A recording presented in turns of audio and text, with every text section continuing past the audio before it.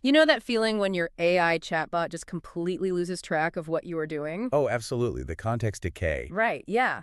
You spend 20 minutes carefully explaining your project, getting the tone dialed in perfectly, feeding it all this necessary background, and then, out of nowhere, it just hallucinates a basic fact. Where it forgets the core instruction you gave it just 3 prompts ago. Exactly. Or it just defaults to spitting out that generic soulless slop we're all getting so incredibly tired of reading. It really is pure AI fatigue. It is. And if you have been feeling that creeping sense of exhaustion every time you open a new chat window, you are definitely not alone. I mean, it is a systemic issue with how we currently interact with large language models.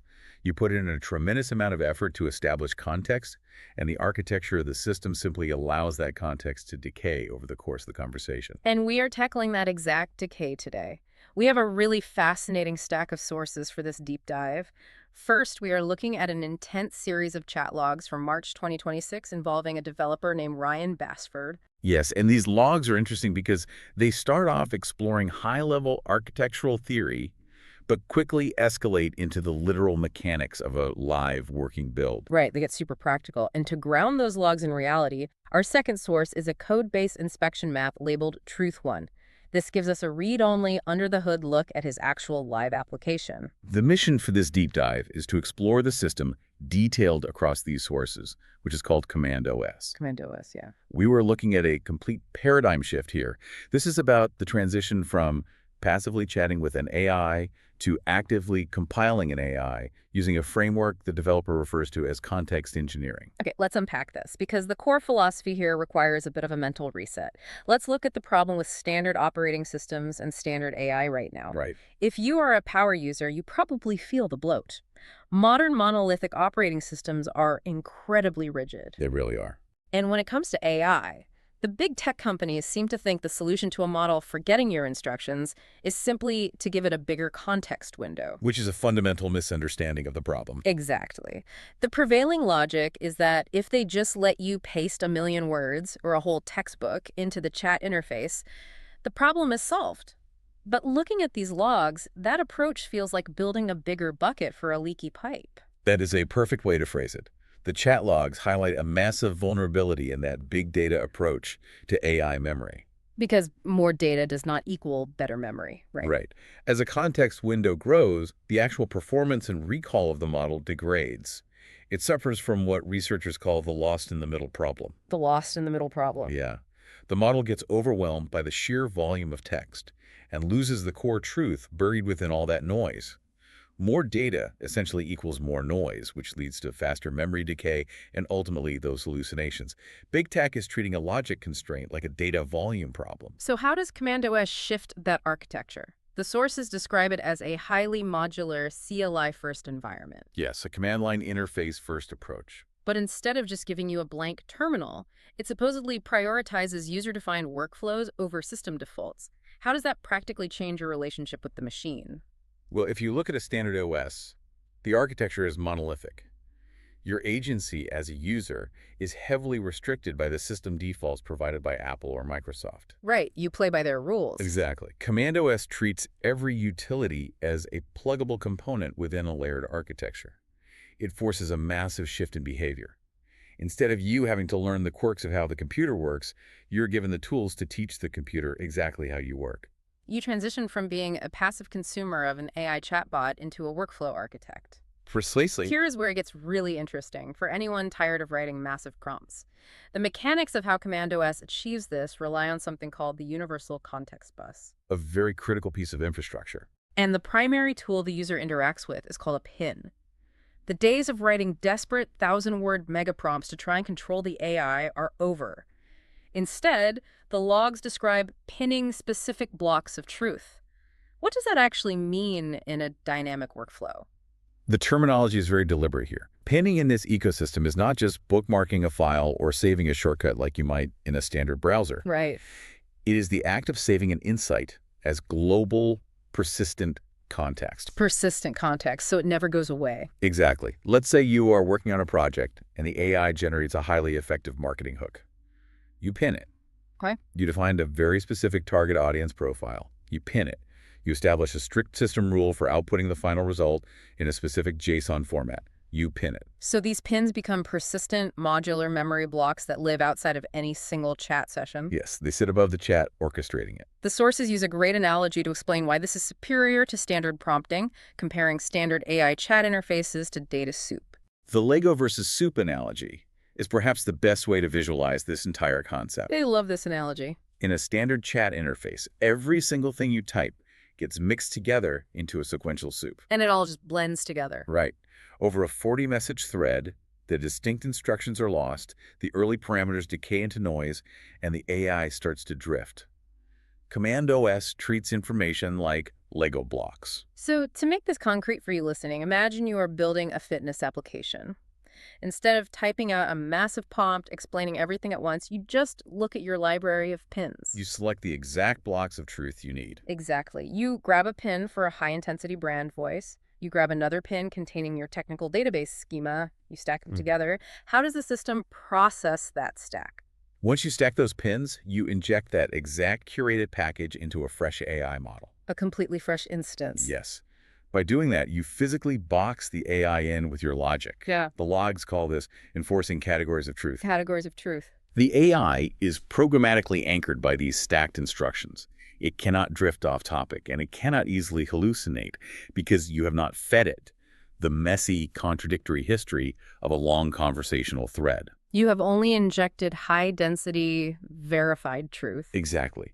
You remove the stochastic randomness and replace it with a deterministic output. And that deterministic control apparently even applies to highly subjective tasks. The developer gets incredibly animated in the logs about applying this to something called vibe coding. Vibe coding, yes. This is a fascinating application. Now, vibe is usually impossible to keep consistent in software development because it is just a feeling. It is totally abstract. Right. But in Command OS, you can apparently create a category of truth for a vibe. If I pin a vibe that is defined as minimalist, high velocity, what does the system do with that? Because the AI is constrained by those specific pin parameters, perhaps defining sharp edges, sans serif fonts, and ultra-fast transition animations, it is forced to write software that matches that exact minimalist aesthetic every single time it is invoked. So you are quantifying the unquantifiable. Yes. A user could vibe code an entire suite of applications over the course of a year, and they will all feel identical because they are constantly pulling from that same categorized truth. You are no longer guessing or hoping the AI understands your aesthetic. You are engineering it. And because you are saving these pins, your workspace gets smarter the more you use it. Every time you pin a successful interaction, it becomes a permanent building block. You're essentially earning compound interest on your own logic. Which brings us to the engine running all of this. The logs refer to a multi-model hot swap engine, or model arbitrage. This implies a massive shift in how we value the AI models themselves. It is a critical insight into the future of AI architecture. In the Command OS system, the AI models, whether you're using OpenAI's latest release, Google's Gemini, or xAI's Grok, are no longer the central brain of the operation. They become completely commoditized. Exactly. The operating system itself serves as the brain. The OS holds the persistent state, the logic, the memory, and the context. So the models are just tools. The large language models are reduced to temporary swappable processors. You are essentially hiring an LLM for a fraction of a second to execute a specific task. Wow. You hand it your tightly curated stack of Lego pins, let it do the computational heavy lifting, and then you pull the output back into your permanent OS ecosystem. This completely removes platform lock-in.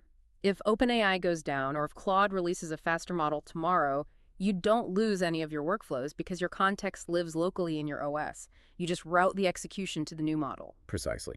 It gives the user ultimate leverage. The chat logs detail a workflow they call the 15-second power flex to demonstrate this hot swapping in real time. Can you walk through the mechanics of how a user actually executes that jump between models without losing their context? The power flex is a brilliant demonstration of pure data liquidity. First, the user utilizes Grok, which has real-time access to the X platform, to pull the current #1 viral trending topic. Right, because Grok has that live data feed. Exactly. The moment the model outputs that trend, the user pins it. It instantly populates in their context column. Okay, step 1 is done. Second, the user stacks that new trending pin with a pre-saved revenue logic pin. This might be a strict systemic rule that forces any topic into a 3-step marketing funnel. So they have combined live internet alpha with their own static business logic. Where does the hot swap happen?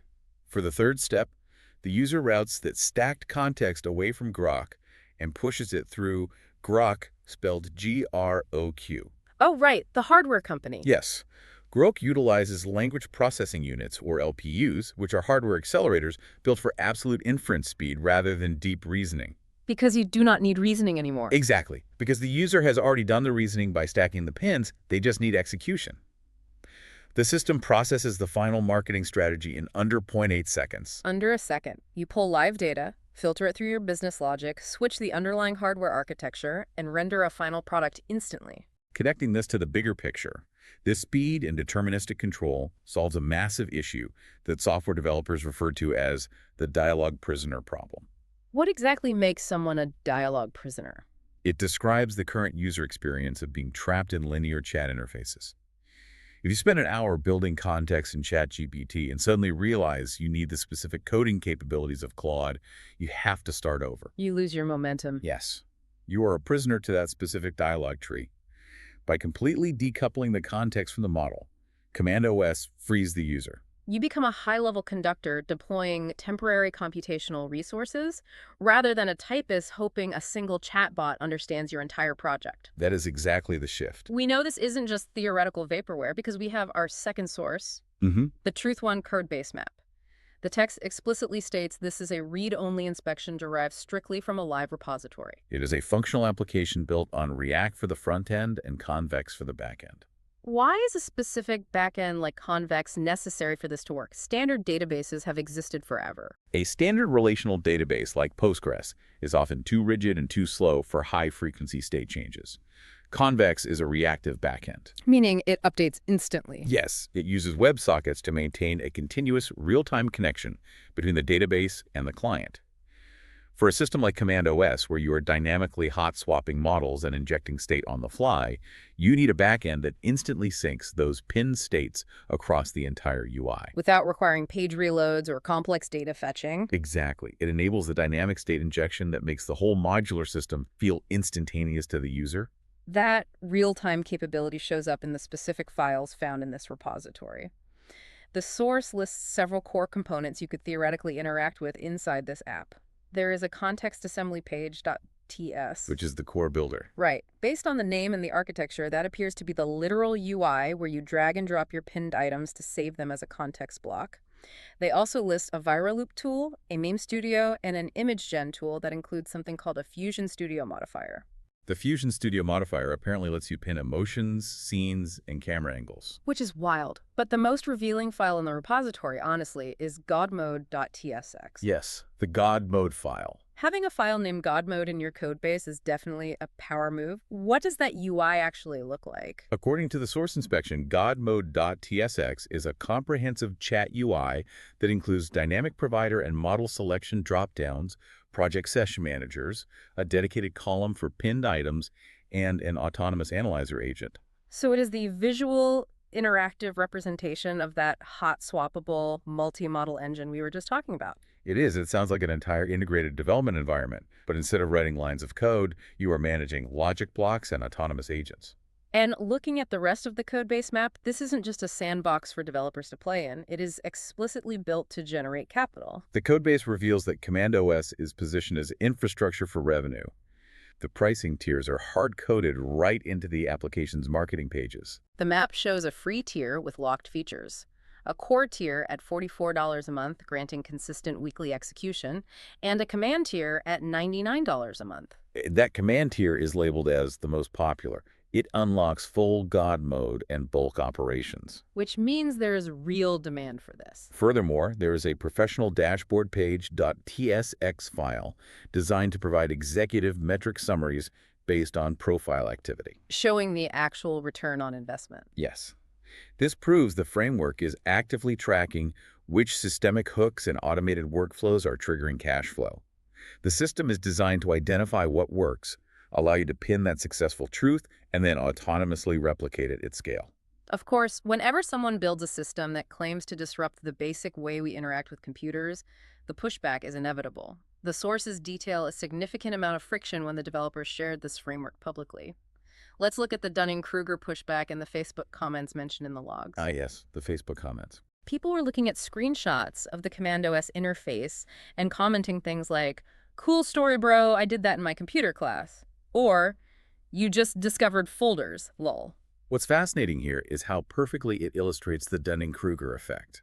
Where people overestimate their own knowledge. Yes, individuals with limited superficial knowledge of a subject heavily overestimate their understanding of a complex system. To play devil's advocate for a moment, aren't the critics a little bit right? We have had macros, we have had folder structures, and tools like Keyboard Maestro have allowed users to automate text expansion and workflows for decades.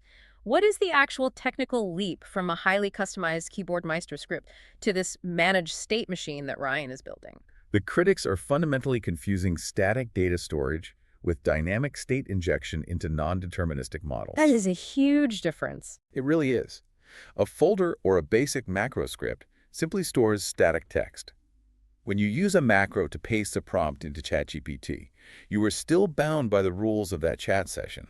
The model will still eventually suffer from context decay, and the output remains stochastic. Meaning it involves randomness. Right. You cannot guarantee the outcome. Because you are still pouring data into the soup. Precisely.